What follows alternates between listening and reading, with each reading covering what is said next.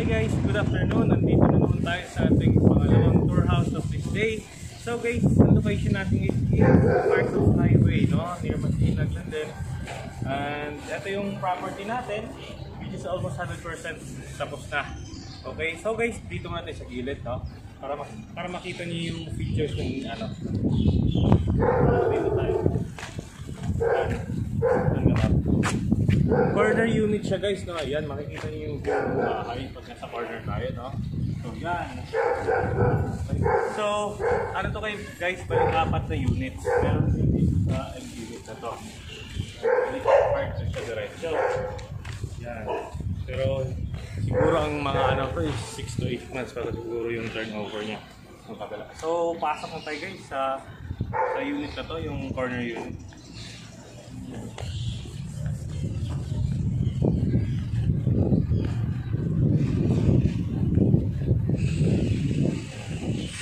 Dalawa yung gate natin.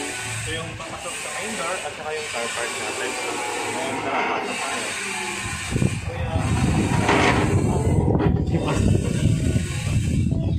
So guys, ito yung main door natin, no? Main door papasok. Pero bago tayo pumasok, i-picture muna natin yung sa labas. Okay guys, dito yung parking area natin, o carport. Yan. Sa parking area natin sa carport, meron na tayong dirty kitchen and may kasamang maid room. Tara. Okay. Ito yung dirty kitchen, saka yung maid room, nandito na.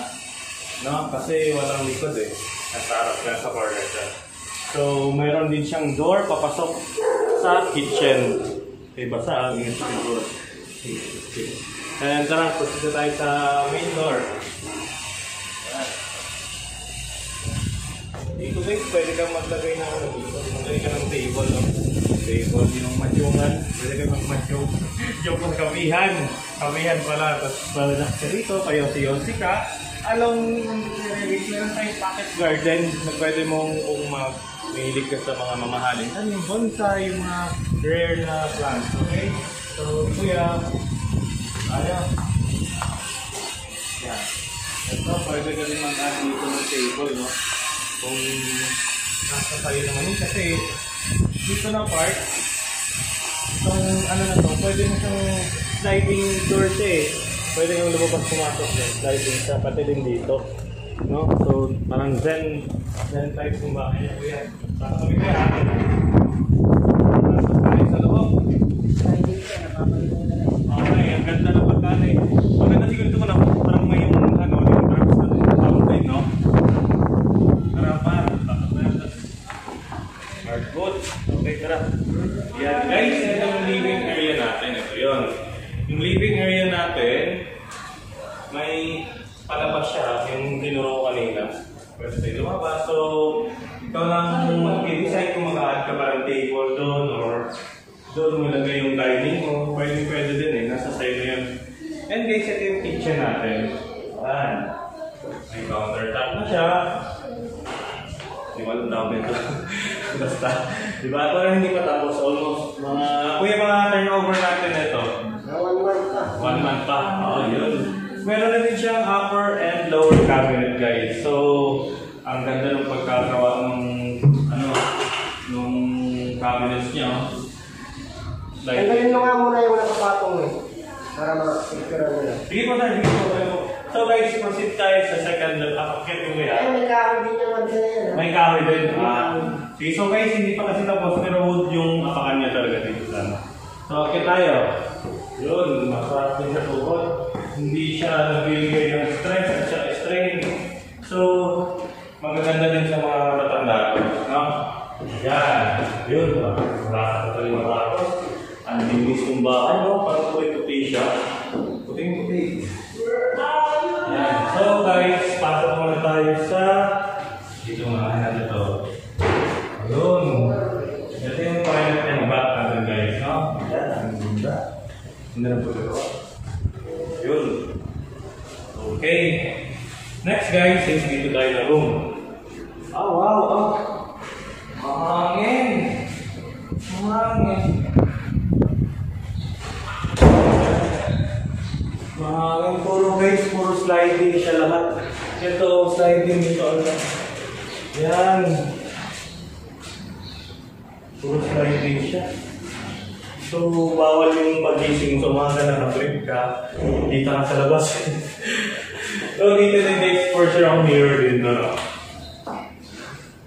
Yan. So, proceed tayo sa next room.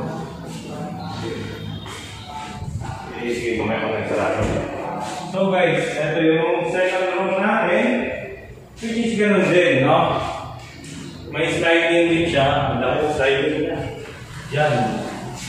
Di ba? Tapos guys, meron din siyang cabinet na kasama.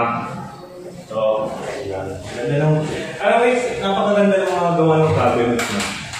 No? Ganda. Yun. So, proceed tayo sa master's bedroom kasi sure ako doon yung master's bedroom. So, dito guys, pwede ka pa magawin yung sofa dito. Yan, pwede ka sa sofa. Depende na sa'yo kung anong gusto gawin. Kasi ito yung master bedroom niya. Napaka-unique. Yan. Pasok na. Yan. Sarado ko lang. So guys, ito ang sliding window niya, no? Which is napakalawak. Yung mga ganito kasing tipo ng ano, ito yung masarap maglagay ka ng mag-interior ka ng magagandang gamit kasi napakagaling yung magka-shape niya eh, ano? Yung tipong madali mong pagandahin. Yun. At saka ito yung toilet and bath niya. Yan. Yan. Okay. So guys, yung mga setup ko natin is window type. Naka-provision na may mga abang na yung mga ano natin dyan. And guys, ang details is sa baba. Please check nyo lang. Nandun na din yung mga numbers namin mag-asawa if you're interested in getting this. Kasi malapit lang siya sa Marcos Highway. No? Okay guys, thank you so much for subscribing on our page and channel. Hopefully this year maka 100k kami. No? And guys, please subscribe, push the notification bell, and thank you. Magandang